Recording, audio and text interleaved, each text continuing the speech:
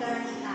Nah, sebelumnya Ibu ingin menanyakan nih, apakah negara Indonesia itu merupakan negara yang berlandaskan ataupun berbasis agama? Tidak, Bu.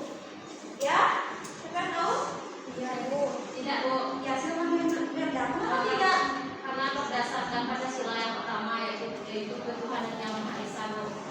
Iya, benar sekali. Kemudian apa konsep negara interagama?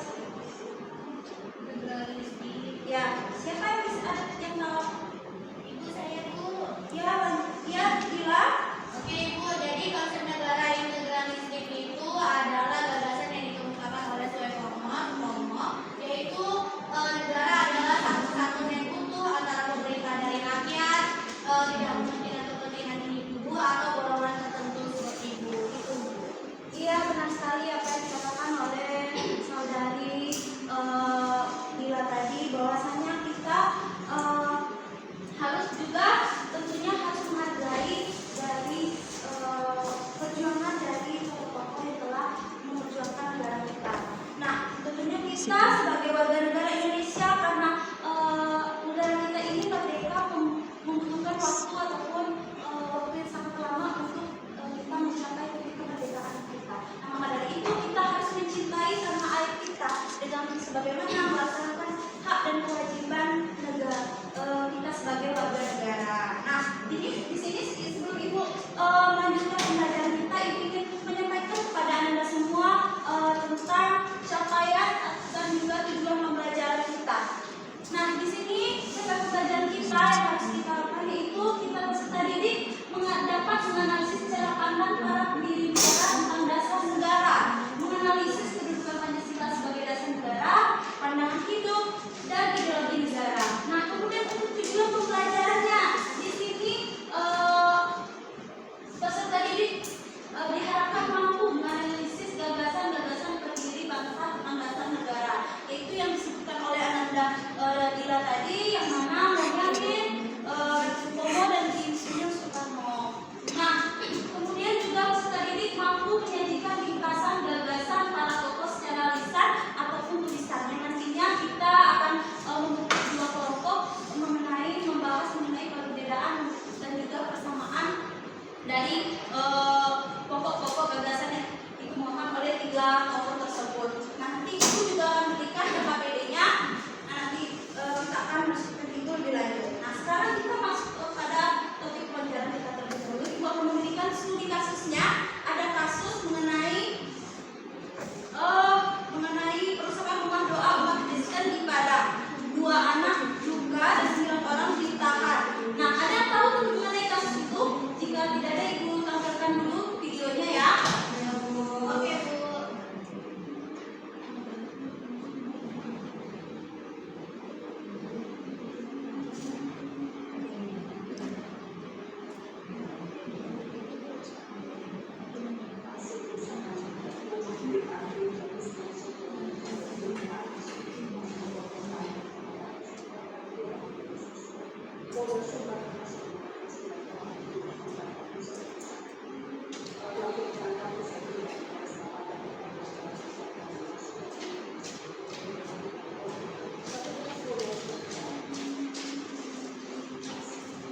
Nah, itu adalah contoh kasus yang terjadi di rumah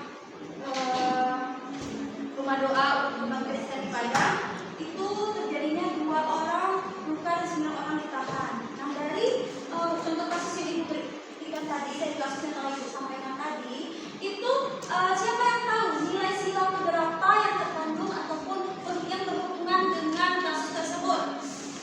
Ya, silakan Anda Sepsi.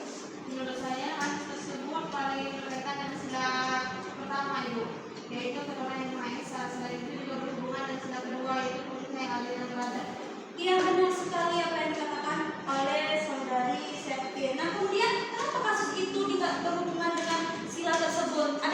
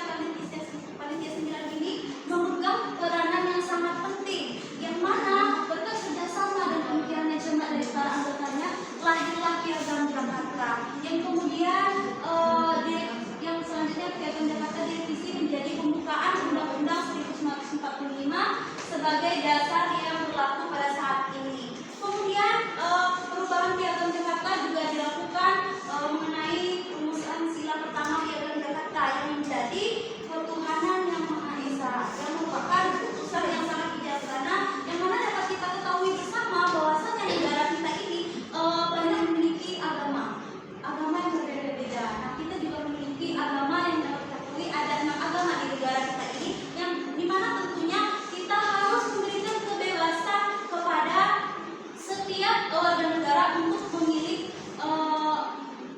agama apa yang diinginkannya. Nah, kemudian selanjutnya setelah melalui proses yang panjang dan konseptualisasi yang panjang yang melibatkan beberapa pemangku kepentingan, Pancasila akhirnya disetujui sebagai dasar negara Indonesia sehari setelah proklamasi kemerdekaan Indonesia, tepatnya pada tanggal 18 Agustus 1945. Panitia Persiapan Kemerdekaan Indonesia atau biasa yang disebut dengan PPKI melakukan pengesahan tersebut. Nah, dengan PPKI inilah ya terhadap Pancasila menandai perubahan sejarah yang sangat penting bagi negara Indonesia. Nah, maka dari itu kita sebagai warga negara Indonesia sangatlah harus menghargai jasa dari para pahlawan yang telah mendirikan ataupun yang telah berusaha untuk memerdekakan negara kita. Nah, selanjutnya Ibu akan membagikan kalian beberapa kasus dan juga akan memberikan KKPD kepada kalian. Nah, di sini kalian Ibu ingin meminta kalian terbagi menjadi 2 kelompok. Yang satu membahas kebersamaan dan yang kelompok kedua membahas perbedaan mengenai pokok-pokok gagasan dari rumusan atau penjelasan yang telah digunakan oleh ketiga tokoh pendiri dasar negara. Oke. Ibu akan bagikan langsung saja. Yang sebagian sini adalah kelompok 1 dan yang sebelah sini adalah kelompok 2 yang membahas tentang perbedaan. Nah, Ibu minta kalian untuk membuat perbedaan atau persamaan yang menurut kalian semenarik mungkin dan sekreatif mungkin, yaitu berupa proyek ataupun poster ataupun bagan yang dapat kalian buat, dan Ibu akan berikan waktu kalian selama 5 menit untuk membuatnya. Silakan. Apakah ada kesulitan dalam pembuatannya kelompok 1? Tidak, Ibu. Apakah di kelompok 2 ada memiliki kesulitan? Tidak, Ibu. Oke. Apakah sudah selesai? Sudah, Ibu. Oke, baik. Karena sudah selesai mengerjakannya, sekarang waktunya kita untuk presentasi dan melakukan tanya jawab dengan menyampaikan hasil yang telah diskusikan oleh kelompok masing-masing. Silakan kelompok 1 terlebih dahulu. Baiklah, saya dari kelompok 1 akan mempresentasikan hasil diskusi kami, yaitu tentang persamaan dan perbedaan pendapat tokoh tentang dasar negara. Yang pertama ada Muhammad Yamin, yaitu berbasis kebangsaan dan nasionalisme, kemudian mengedepankan persatuan Indonesia dan ingin negara yang adil dan makmur. Nah, kemudian selanjutnya ada dari Mr. Supomo. Yang pertama dasar sosio budaya, yang kedua persatuan atas dasar keberagaman, dan yang terakhir ada dari Budi Soekarno, yaitu tentang oleh rakyat untuk rakyat dan berkeadilan sosial. Ya, terima kasih